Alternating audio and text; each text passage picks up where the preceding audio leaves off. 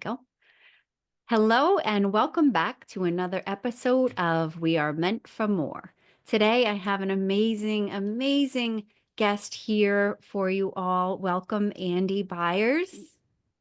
Welcome to the show. Thank you so much for having me. So let me tell the audience a little bit about you. You have a powerful story. We chatted just a little bit before the actual show, and I'm still moved and have so many more questions and thoughts that I know everybody's going to gain so much insight from your story. So, put my glasses on. All right. So, Andi Byers is a transformative leader in holistic wellness, committed to helping individuals reclaim their health and inner peace.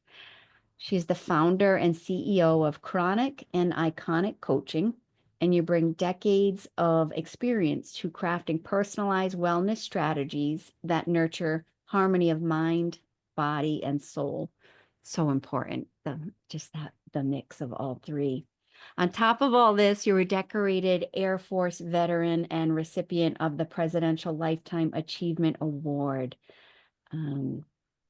That's amazing. Thank you for your service. Thank you. And you're the author of several self-help books, and you've recently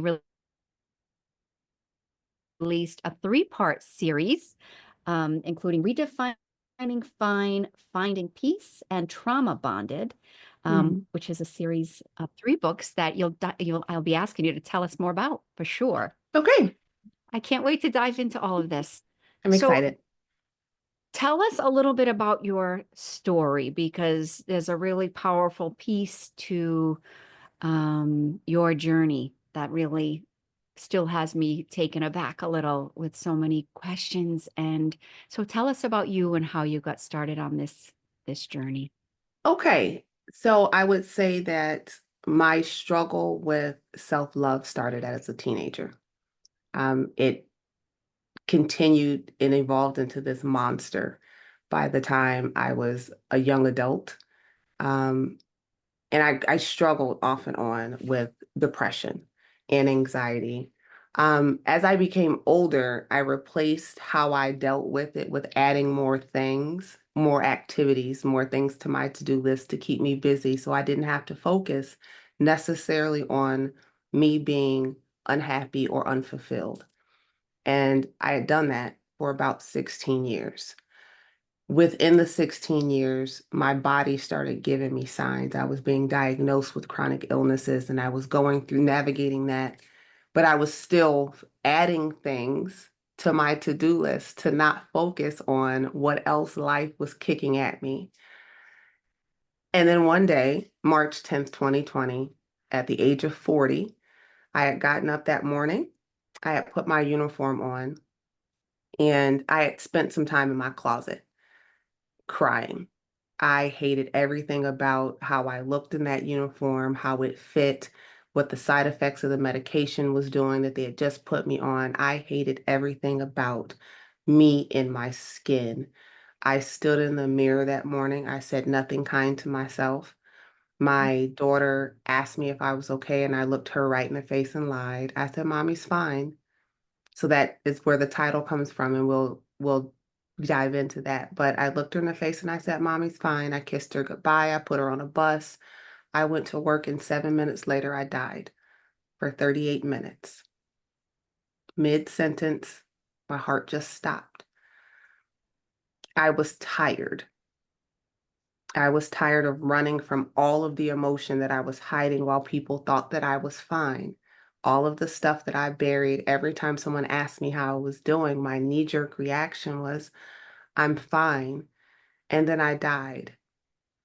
A whole lot of people don't get the opportunity to do life part two. And so my getting the opportunity to do life again, my promise to me that I was going to be kinder to me. It was that I was going to speak life into me.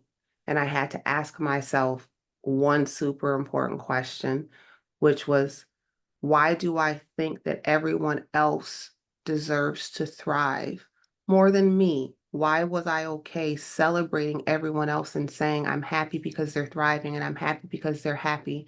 I realized that I didn't have any moments that I was celebrating because I was so busy doing that I hadn't been busy enough being present, that I had filled my day with so much time being busy doing that I didn't know how to be present. Life changed for me that day. Like I hugged myself so hard and I hug myself so hard every day. And I just love on me now. The things that used to be fires that I used to create in my life that didn't need to be fires, I look at them from a whole different lens now, a whole different lens, and understand that in God's timing, if it's for me, it won't pass me. I move because I'm aligned to it, and I needed to be okay with I wasn't supposed to fix everything. My my walk of faith was not to fix everything. It was to start with fixing me so that I can be present, a present vessel for others. And I think that I spent a lot of time in my life using others as a distraction instead of a present vessel. I was using other people as a distraction from dealing with and healing the little me, the young adult me, the young woman me, the all of the pieces of me that I looked at as if I was broken. I was just mismanaged a little bit. And Mhm. so, yeah, that's me in a nutshell. Wow. Do you recall the moment when you woke up and you were told that you had actually died and here you are with another chance? Do you recall, was there a moment that you recall? I love this question.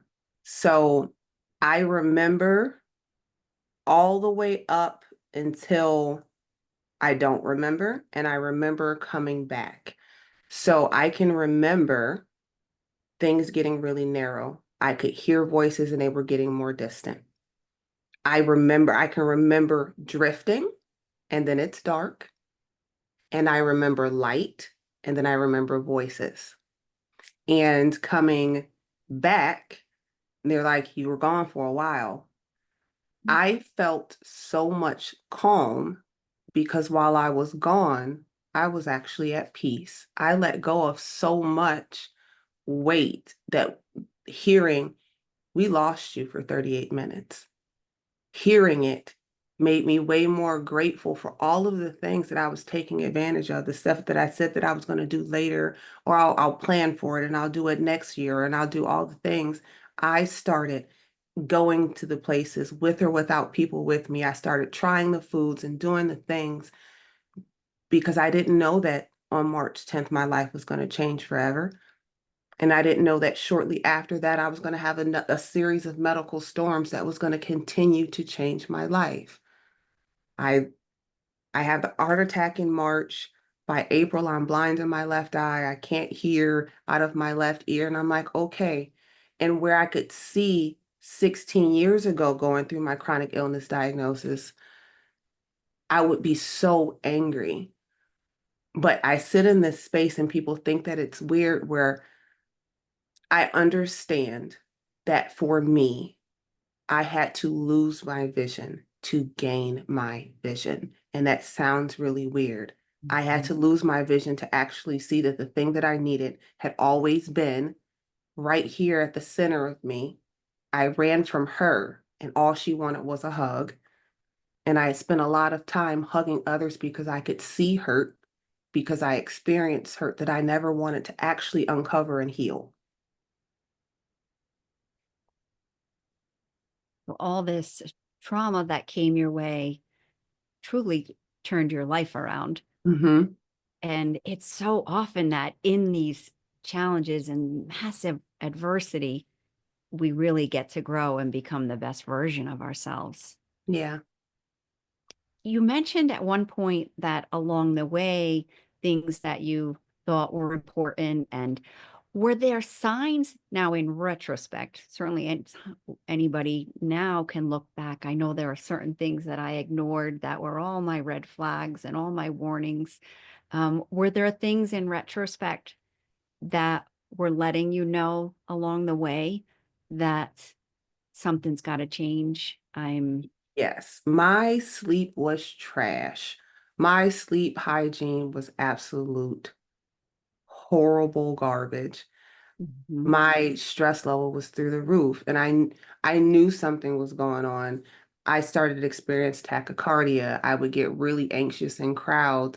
I would start to forget things, and I'm not one to forget things, but my thought process was really foggy. And then I started to hyper focus on all of the things that I could control because I felt like I was losing control in other places of my life. So I was holding a tight grip on my processes, the things that I started, anything that I created. I didn't want your help. I didn't need you to do it. I got it because enough of me has been taken from me. And then I realized that as I was doing that, I was literally boxing out people that genuinely cared and they didn't understand what I was going through. And the best way that they could show up for me was to offer help. But I saw them offering help as, you don't think that I can do it because these things have just happened to me. Years later, retrospect, nobody knew I was sick. So when I had the heart attack and all of the other things happened, what was welcomed with was, we had no idea you were carrying this. And they wouldn't have known because my response was always fine, and I wasn't fine.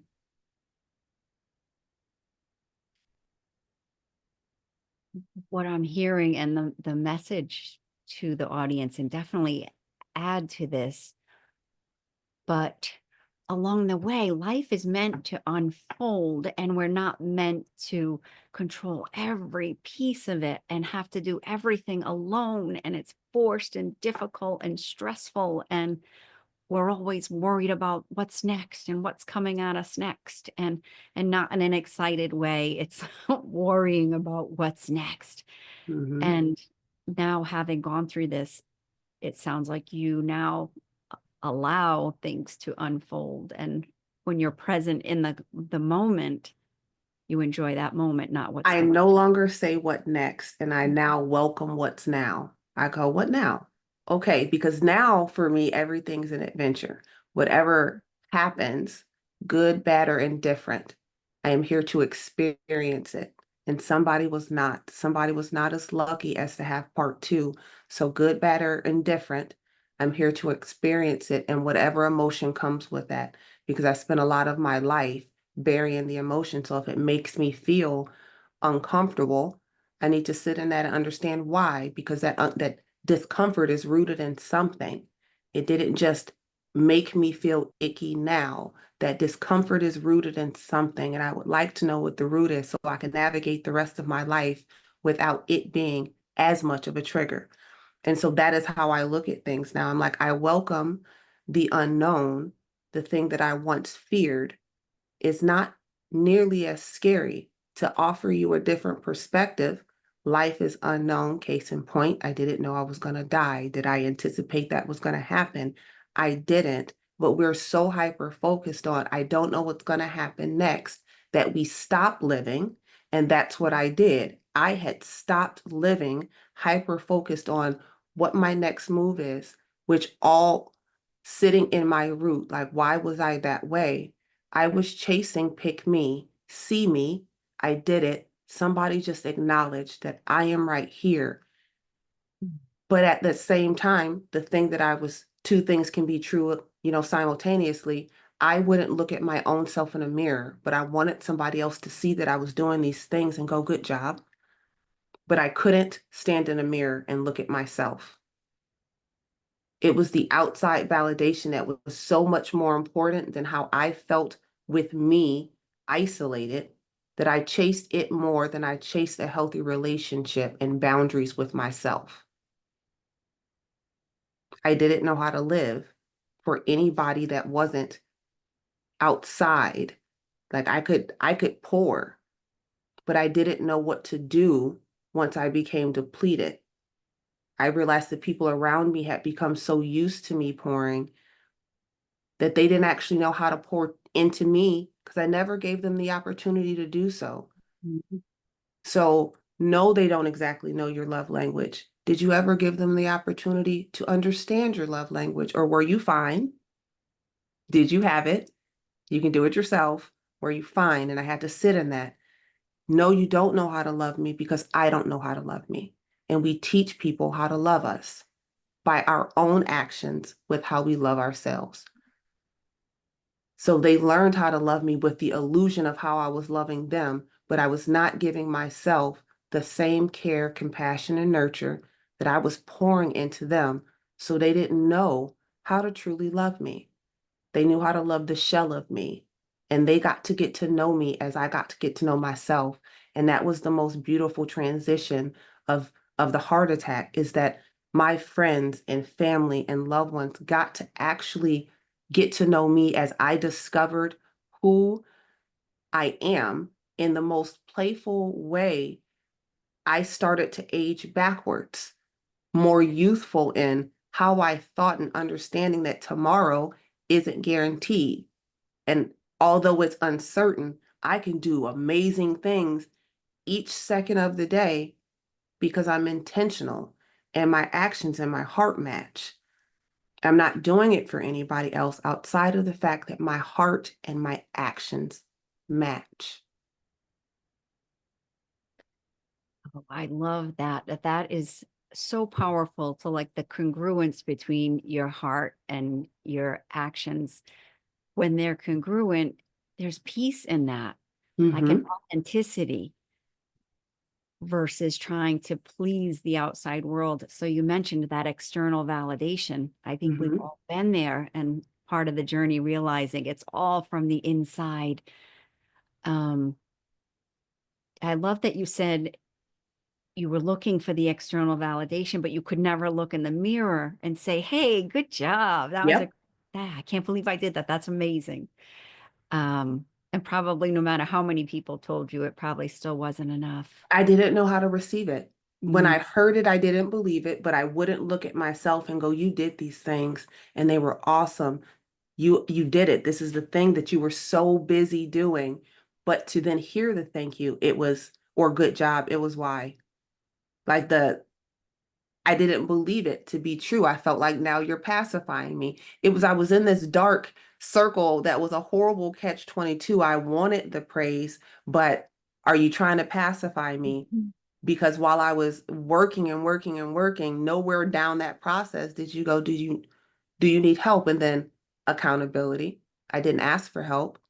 mhm, My energy wasn't welcoming help, so I can't be mad. It was a lot of reflection for me. It's been a lot of reflection for me. So when I talk to people, process your emotion and then sit adjacent to it and look at it for what it actually is.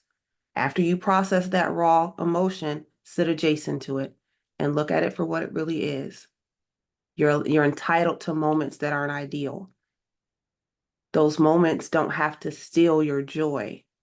mhm, And we spend a lot of time in these moments of comparison, the thief of all joy. mhm, We sit and we spin and we cycle out of control throughout our day, looking at other people, comparing our lives, comparing our circumstances, comparing our situations, without understanding that in the moment, what actions are you doing to change your circumstance?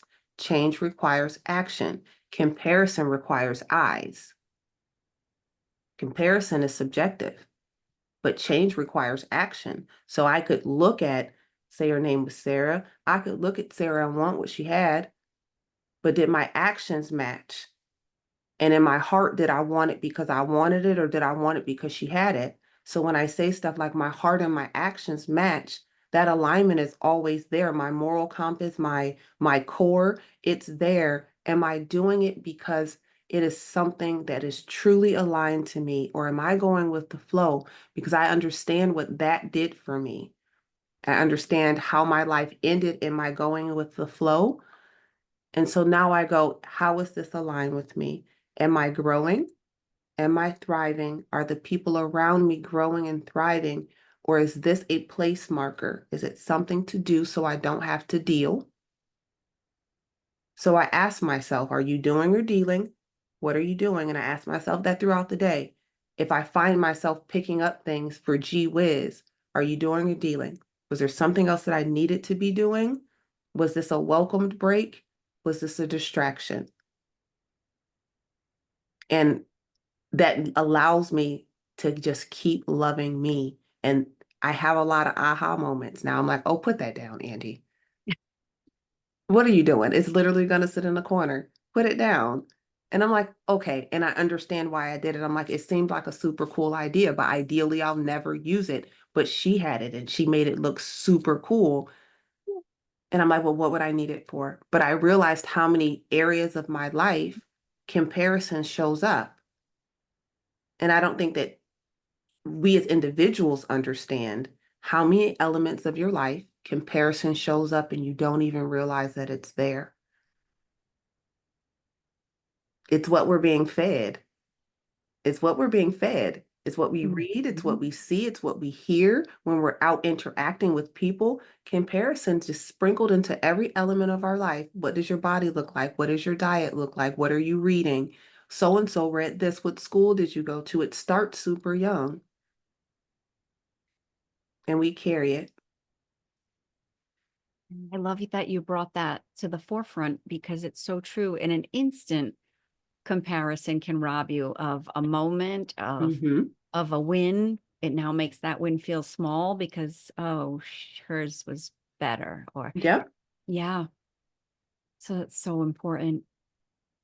You mentioned your faith, and I know for me, my faith has grown tremendously over the course of challenges and moving forward. And now I just have so much faith that it's going to work out. And Mm-hmm. how has your faith changed, or maybe it just developed after the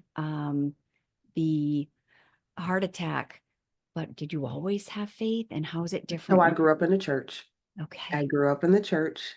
I love this question because I'm a very transparent person. As I started getting diagnosed with my diagnoses, I became very, very angry with God.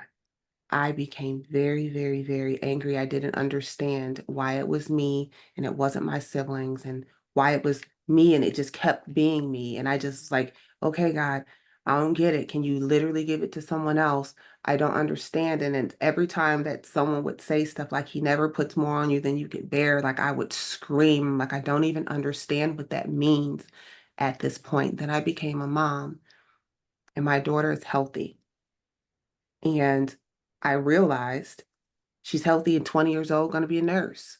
I realized, why not me? It was me, so it wasn't her. It was me, so it wasn't her. And I would gladly take it so that she never has to. It skipped generations. It was me, so it wasn't her. But she's going to be an amazing care provider. And I think God knew that her calling was to care. And he gave her a canvas, and that canvas was me. And she learned to love and nurture people that look differently from her in a world that's not built for people like us, to care with actual compassion, to put the patient care and compassion back in actual patient care and compassion, right? And that makes me happy. After I died, people think I'm wackadoodle and I don't care. So I died and I know why I'm back. I saw my granddad. My granddad told me it wasn't my time, and people think that's really weird. But I saw his face and he Mhm. was like, no, it's not your time. I still have stuff to do. Got it. I can remember like almost touching a fingertip. And then it's like, she's back. Okay. In that moment, sitting in ICU, I said, God, I don't get it. But whatever it is you're trying to tell me, I'm listening. And whatever it is that you want me to do, I'll do it. However it is you want me to do it, I'll do it. Walk by faith. I hear you. Okay. Wherever you lead me, I'll go. And all of my business model changed. My entire business model changed. In that moment, I realized I was in ICU by myself. I had very limited visitors.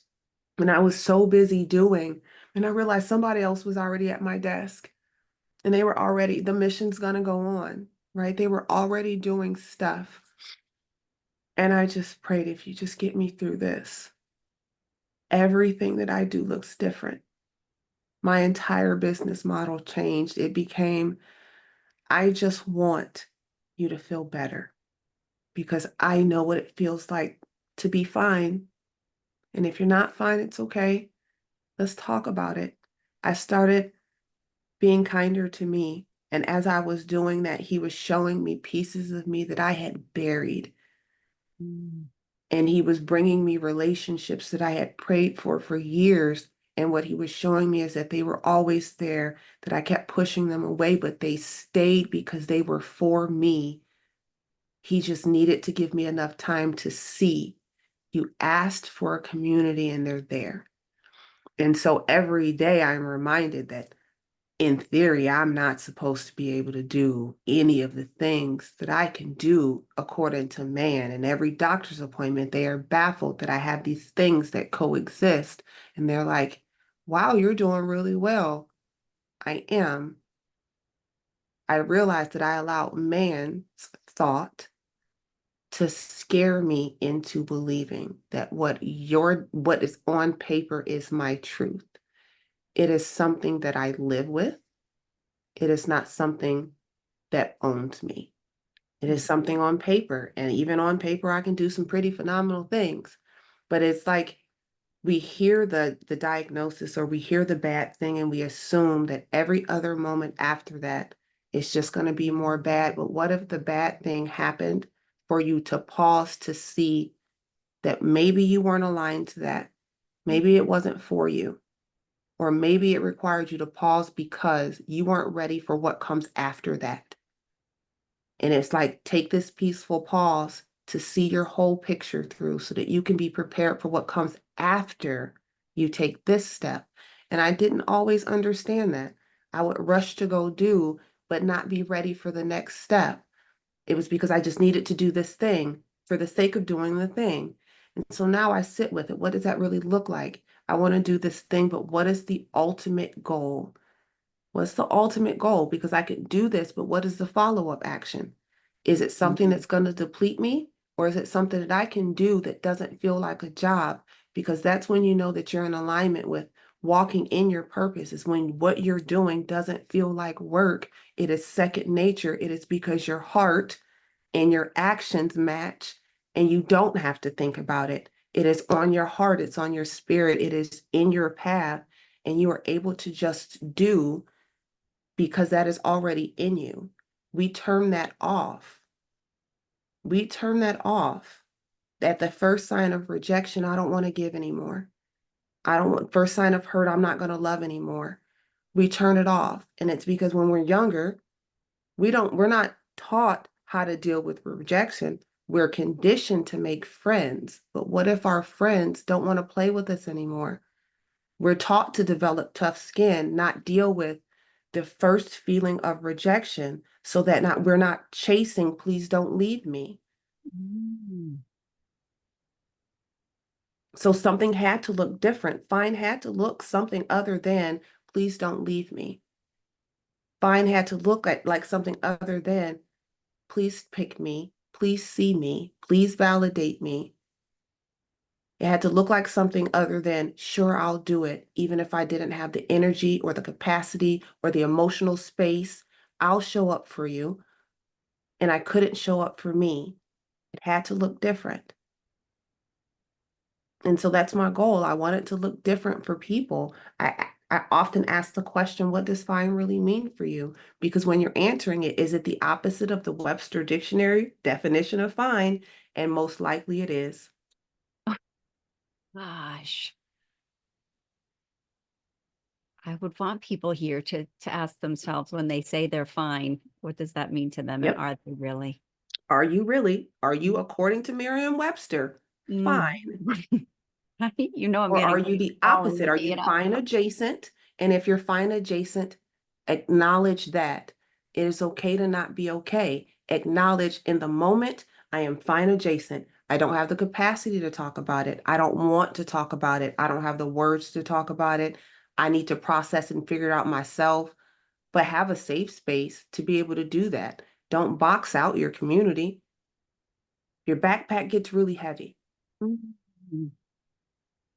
Just keep putting bricks in it. At some point in time, allow some people to take the bricks out of your backpack so you can walk through this life a little bit lighter because we don't have to do it alone. We choose to go through it alone, to be strong. Mhm. Yeah. Choose to carry the bricks around Mhm. hidden, hidden Hidden, somewhere. hidden weight. Hidden weight. Yep. Yep. Very relatable. And when people offer the help, no, I got it. I got it. No, I'm fine. Yeah. No, you're busy. Don't, I've got Yeah, it. no, don't worry about it. I don't want to be a bother. I don't want to be a burden. Yep.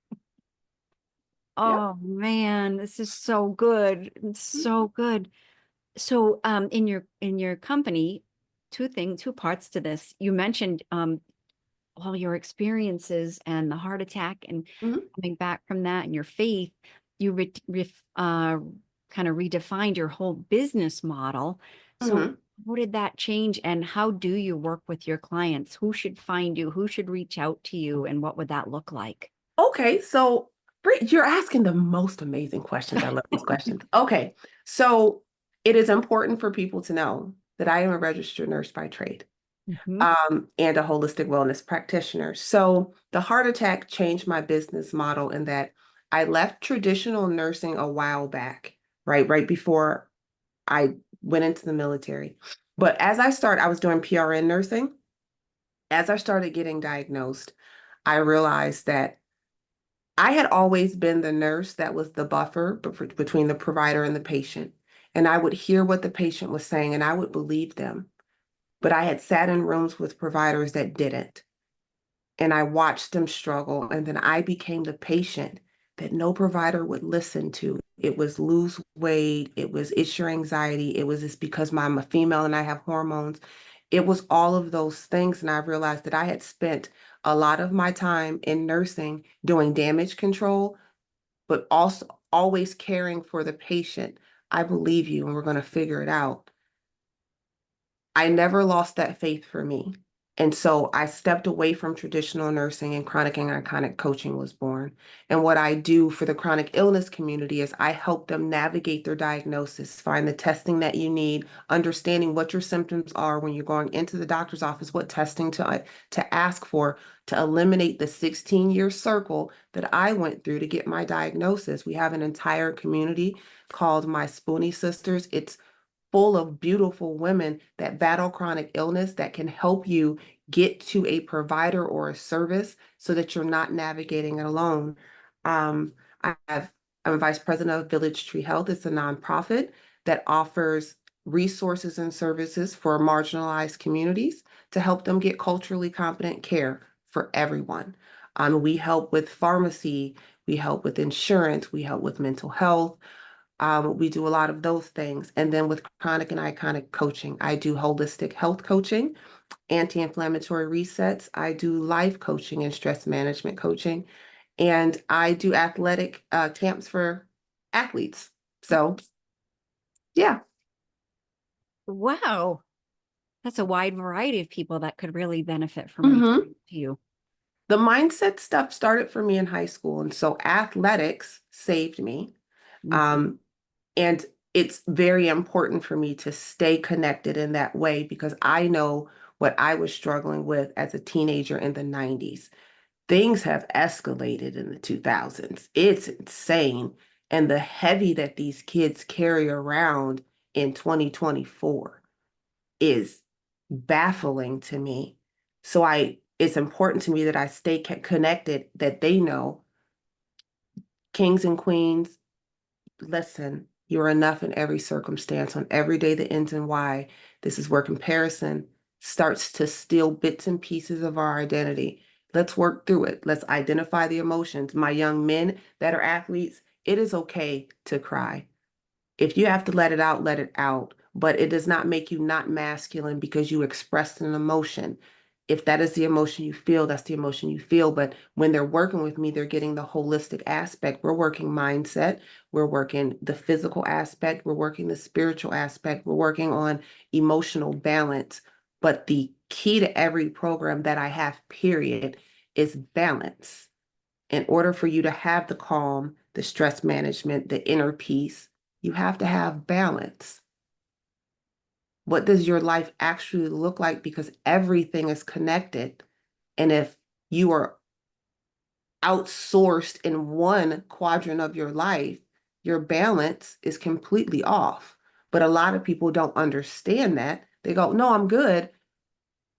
Put your life in categories and see where perhaps maybe there may be a mismatch of power somewhere. There's a struggle that requires a shift, and possibly it's something that you're holding on to that no longer serves you, but you don't want to let go. But if you did just let go, you would be that much lighter. So the question becomes, what are you holding on to? And I help people navigate that. Why are we holding on to it? Is there action attached to the why you're holding on? Or are we just scared to detach because we are trauma bonded to that thing that became our safety, that became our identity? Mhm. Wow. So even though it's not good for somebody, it's become their place of comfort. Mm-hmm. So now that you mentioned trauma bonded, tell us a little bit about your series, your 3-book series. It It's is. It yeah. is a 3-book series. The first book is Redefining Fine, The Journey to Balance, Self-Care, and Unshakable Joy. And I walk the readers through how I redefined fine, the questions that I asked myself that made me actually sit in it. From start to finish, cover to cover. It is immediately reflective of, are you sure you're fine? It is packed full of prompts, and at the end, there's a 30-day challenge for you to redefine your fine. Following that is book 2. It is called Finding Peace. And it is all of the steps I took after I acknowledged that redefining my fine wasn't really fine. My fine was really a dumpster fire. How did I find calm to extinguish the dumpster fire of my fine?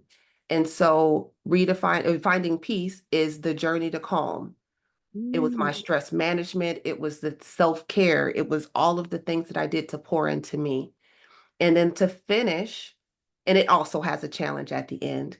And then to finish the series is book 3, and it's called Trauma Bonded. And this one was very, very, very important to me. People hear trauma bonded and automatically assume that it's negative. And it's not necessarily always negative. I realized that some of the purest relationships I have, those bonds are based off of trauma. I died, and that was traumatic for the person that was still alive, but I love them to no end, and that bond will not go away. Somebody hurt me, and I held on to that, and I was bonded to that trauma as well, but people assume that trauma bonded is always negative. And so I walk the readers through what that actually looks like in different ways so that you can identify toxic relationships. It's how I broke free from pick me syndrome, to include the toxic relationship with myself. And maybe somebody else is sitting in that space. I realized when I released Redefine and Fine, there's a lot of readers, males and men and women, that were sitting in that same space of fine and not fine. And it offers them a perspective what that really looks like to change it. But the series in its total walks you through acknowledging whether or not you're truly okay, finding calm after you just gave yourself that this is rough, and then understanding that you may have created trauma bonds in both processes that aren't negative, and that you most likely built a community that started on a trauma. and they might be your forever people, but that doesn't make that particular relationship toxic. There's a way to have this bond and let go of the toxic trauma bond that you have and help you identify when things start to make that weird shift and blur in the middle because I didn't always know that. And it helped you again with balance. Where am I pouring? And did I start pouring with me? Or did I wake up and immediately start pouring into others? Because at the end of the day, when you turn your cup over, it's just air or dust. What is left of you? Now you have particles of you blowing in the wind because you never refilled you. You just put a lot of you out on loan. So if you were a bank, you were money, would you loan out all of your money or would you reserve a little bit for you so that you can live? You would most likely reserve a little bit for you. So when you wake up in the morning, the first person you pay is yourself. Spend some time with you because the minute your feet hit the ground, you're most likely going to start pouring into everyone else but you. Powerful, powerful work you're doing. Thank you. Everybody listening need to get get this series and read it in that order, correct? Because it sounds like Correct. process Read is. it in that order. Mm-hmm. Okay. Oh my gosh, this is amazing. Any final or parting words or anything that we didn't touch upon that you want to share with the audience? Um, check out my website, www.chronicandIconiccoaching.com. You can follow me on all of the socials. I am at Chronically Iconic Coach.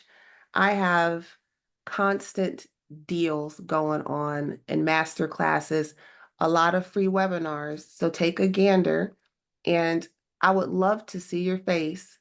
I would love to virtually love on you. Wonderful. And we'll have all that contact information in the show notes too.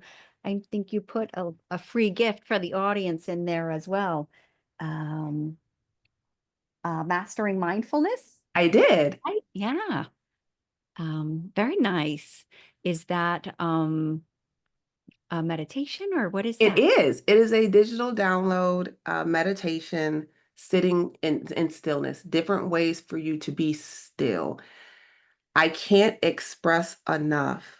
There is so much clarity in stillness, but we're so scared to be still. The things that you often want answers to happen in the stillness. It happens in the moments of quiet and isolation. We're just so busy rushing through it because the growth period is uncomfortable. We want to hurry up and get through the isolation period of growth that we speed past the answer. There is so much clarity in stillness. So the mastering mindfulness helps you find ways to be able to be still with you, to boost your clarity, to help promote your vision, to keep you more aligned with you, to give you some balance.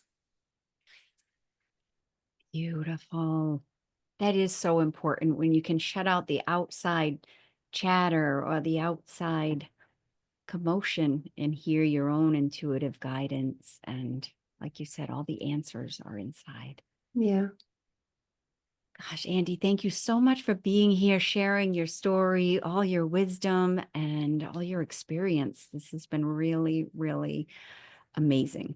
it has been my pleasure. Thank you so much for having me.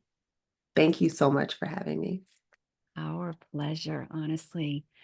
And thank you to the audience. Thank you for being here for another episode of We Are Meant for More. And please reach out to Andy if this resonates with you. Find her on her website or social media and check it out because this is some powerful work you're doing. Thanks.